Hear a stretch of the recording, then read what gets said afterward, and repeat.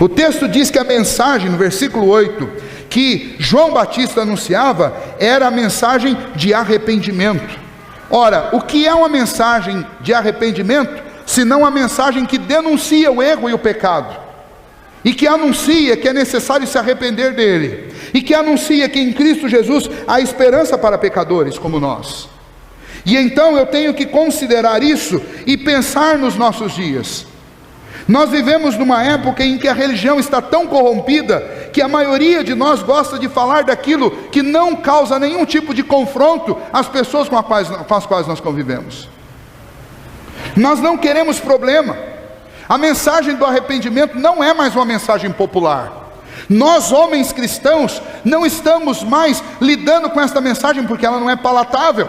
Então nós preferimos falar de inúmeras outras coisas. Nós preferimos falar do calor, nós preferimos falar a respeito de dinheiro, nós preferimos falar a respeito de futebol, nós preferimos falar a respeito de um hobby que nós compartilhamos, nós preferimos falar a respeito de inúmeras outras coisas, a grande maioria delas coisas absolutamente fúteis, para não entrarmos num assunto que é relevante, que é a mensagem a respeito do arrependimento. Nós vivemos numa época em que uma crise moral se instaurou de tal maneira na nossa nação, que simplesmente aquilo que era ilícito, aquilo que era pervertido, aquilo que era imoral, se tornou lícito, se tornou aprazível e se tornou moral. E nós, homens, estamos fazendo o que diante disso? Nós estamos tão acomodados que os nossos ouvidos e os nossos olhos não estão nem sequer titubeando mais diante destas coisas.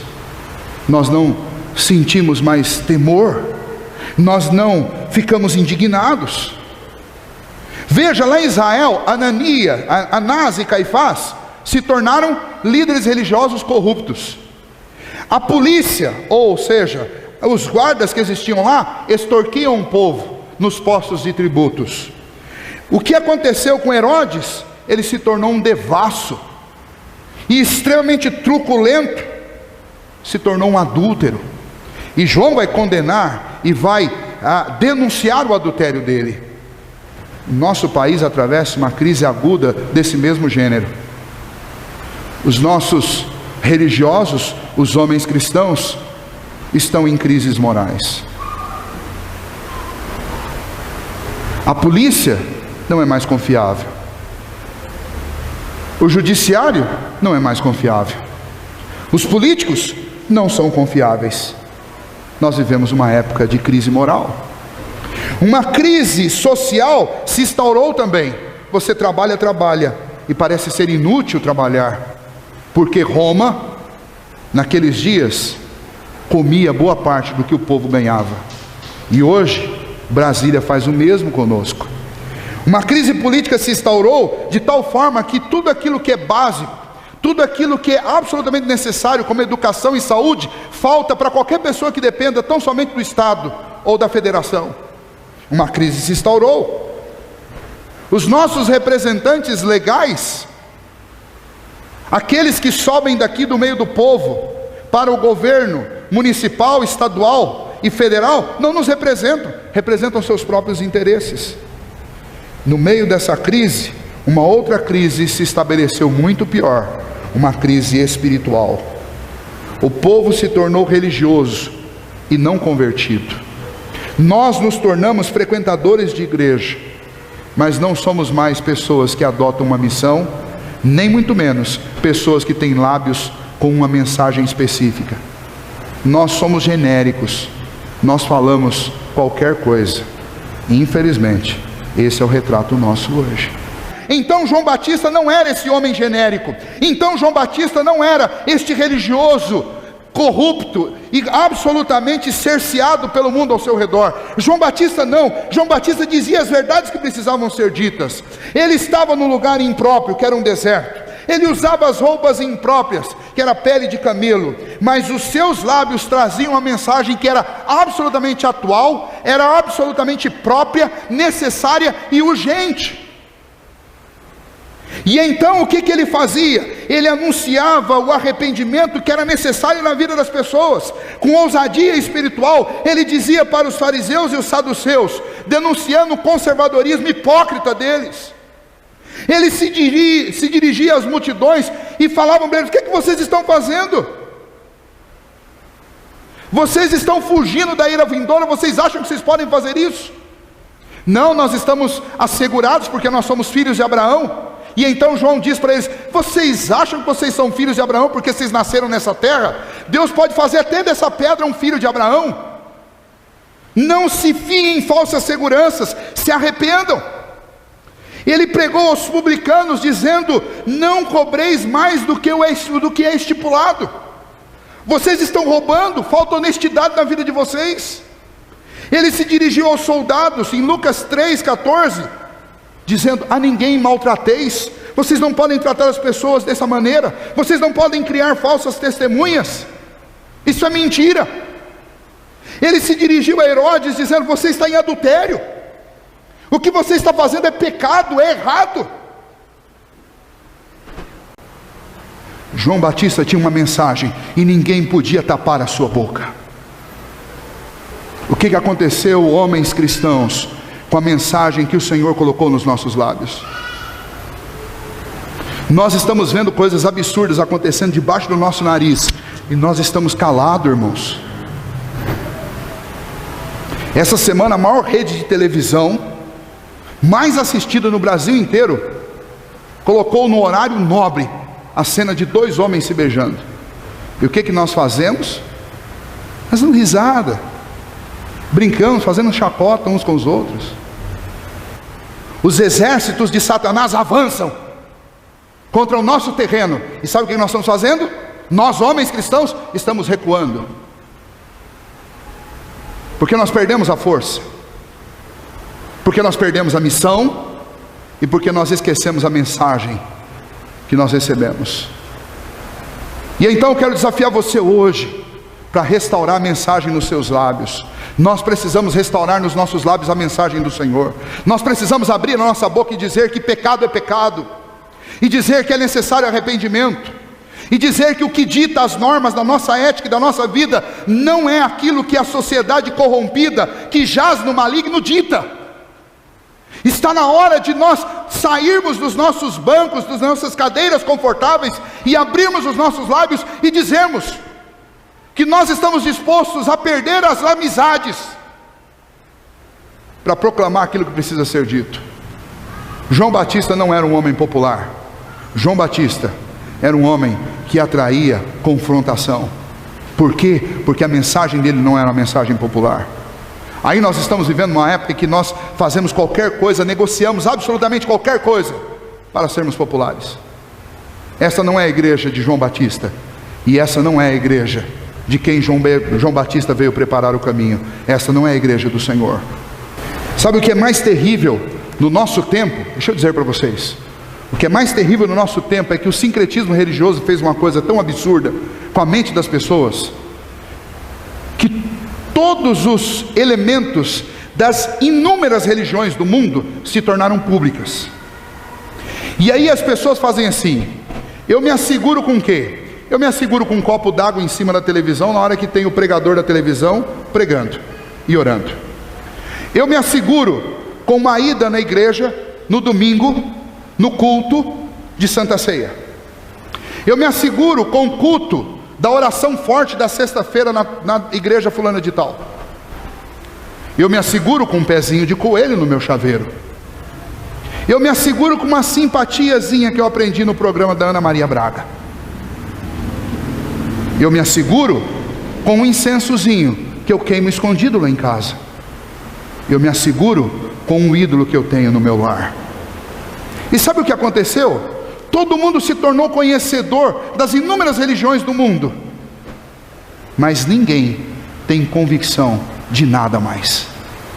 Todo mundo sabe um pouquinho sobre Cristo, todo mundo sabe um pouquinho sobre Maomé, todo mundo sabe um pouquinho sobre yoga, talvez até faz uma yogazinha. Todo mundo sabe alguma coisa sobre Buda e talvez faz uma yogazinha. Todo mundo aprendeu alguma coisa agora a respeito dos monges assistindo a última novela. E aí, todo mundo sabe um pouquinho de tudo. E sabe qual é o resultado final disso? Ninguém sabe nada com profundidade. O que é pior, todo mundo acha que está assegurado, porque é alguém cheio de espiritualidade. Eu ouço esse termo toda hora na televisão, especialmente. Alguém dizendo assim: eu sou uma pessoa de espiritualidade. Mentira, engano, ilusão, porque não tem convicção. Pergunte para essa pessoa uma pergunta simples: você crê que existe Deus? E veja o que essa pessoa vai responder. Ela vai dizer: bom, depende da ótica. Se você for um cristão, sim. Mas se você for um espírita, eu preciso considerar a visão do espírita. E eu não posso ir contra ele. Sabe o que é isso? Falta de convicção. E nós vivemos numa época de religiosos que não têm convicção, de homens que se dizem cristãos, mas não têm convicção, não tem missão, não tem mensagem, mas o que é mais duro, não tem convicção, nem mesmo do que é. João Batista tinha convicção do que ele era, e ele tinha convicção do que ia acontecer em Jerusalém, e ele tinha convicção do que ele pregava, e ele tinha convicção quando ele abria a boca para dizer para o povo: ou vocês mudam de vida, ou vocês serão cortados. Deus vai abrir a oferta do Evangelho para os gentios, e vocês que são de Israel, que se sentem seguros, vocês serão cortados fora. E sabe o que aconteceu em Israel? O Senhor Jesus veio para os seus, e os seus não o receberam. E então o Evangelho foi franqueado aos gentios. E Paulo diz: por causa da rejeição e desobediência do meu povo, veio grande salvação para os romanos e para os gentios. Sabe o que aconteceu em Israel? A mensagem pregada por João Batista não foi ouvida por muita gente, e muita gente foi cortada. Sabe o que pode acontecer hoje aqui também, se nós homens não mudarmos de atitude? Nós que recebemos a tradição de nossos pais, nós que caminhamos durante tantos anos dentro da religião, talvez podemos acabar em algum momento concluindo que nunca fomos parte deste povo. E essa talvez é a coisa mais triste que possa acontecer com um homem. Por isso eu quero convidar você, meu irmão, nesta noite, para que nós homens, que nós possamos nos unir e mudar de rota.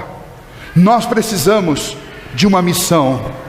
A missão nós já temos, o Senhor nos deu. Ele disse: ide por todo mundo, pregai o Evangelho a toda criatura, quem crer e for batizado será salvo. Esta é a missão simples que Deus deu para todos nós. Nenhum outro empreendimento para os homens pode ser tão lucrativo, tão benéfico, tão bom, tão altruísta, tão fantástico quanto essa missão. Então não se iluda envolvendo-se com 1 milhão de coisas, sem se envolver com aquilo que é primordial na sua vida e na minha vida. Cristo nos deu uma missão, e a missão é anunciar este Evangelho de salvação. Eu tenho uma mensagem para proclamar, e nós precisamos nos unir para proclamar essa mensagem. E essa mensagem não é a respeito da calamidade que pode vir por aí, numa grande crise mundial. A principal mensagem não é a respeito do calor da semana. A principal mensagem não é a respeito dos meus próximos investimentos, ou talvez dos meus últimos prejuízos. A principal mensagem não é contar as últimas desgraças que eu vi por aí, nem muito menos fazer comentários que não vão trazer resultados de mudança de vida a respeito das últimas imoralidades das quais nós ficamos sabendo. A mensagem dos nossos lábios tem que ser a mensagem do Evangelho. É para isso que eu tenho que abrir a boca para falar. Para falar de filosofia de botequim não adianta. Para falar de autoajuda não adianta. As pessoas estão entupidas de autoajuda. Se você abre o Facebook, 99% do que tem lá é autoajuda barata, que não serve para mudar a vida de ninguém. Para de ficar lá colocando mensagenzinha no Facebook que você copiou de outras pessoas. Abra a sua boca e diga o Evangelho. Fale do Evangelho. A mensagem que precisa sair dos nossos lábios, homens, não é o resultado de quanto foram os jogos da tarde de hoje. A mensagem que eu preciso contar para os meus filhos, para os meus amigos, para os meus funcionários, para o meu patrão, é a mensagem a respeito do Evangelho. Nós estamos perdendo tempo demais falando de coisa inútil. Homens que buscam a Deus não fazem isso. Homens que buscam a Deus são homens cheios de convicção. São homens que são firmes como um cedro no Líbano. São homens que são troncos seguros, próximos de quem o povo vem se abrigar no momento de crise. Eu quero desafiar você que é homem, para que a gente plante as nossas raízes bem profundamente na palavra do Senhor, e nós nos tornemos referenciais, seguros, firmes, aqueles que correm o risco de um dia um trator vir para tentar tirar você do seu lugar, mas que você sabe que você morre, mas não sai. Nós precisamos ser esses homens, porque foi assim que a reputação, e agora eu vou voltar a usar, foi assim que a reputação de homem presbiteriano foi construída, com homens cristãos que tinham uma missão, uma mensagem e tinham convicção. Que nós também sejamos homens de missão, mensagem e convicção. Missão, mensagem e convicção. Que assim seja na vida de cada um de nós. Esta mensagem serve para todas as mulheres, por que não? Mas o desafio que eu faço para vocês hoje, mulheres desta igreja, é que vocês orem pelos homens desta igreja, para que nós sejamos homens firmes. A minha oração diante de Deus é que a gente possa bater o pé, firmar a nossa posição e assumir aquilo que é próprio da reputação de homens cristãos que buscam e que servem ao Senhor. O grande exemplo que o meu filho e o seu filho está precisando tem que vir de mim e de você. O grande exemplo que essa sociedade está precisando tem que vir de mim e de você.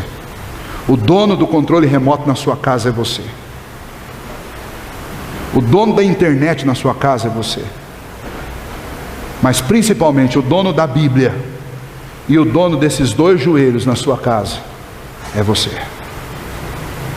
E é com a Bíblia aberta e com o joelho dobrado que você vai ver o futuro do seu filho garantido. Não é com muito dinheiro nas mãos. Que o Senhor nos ajude nisso.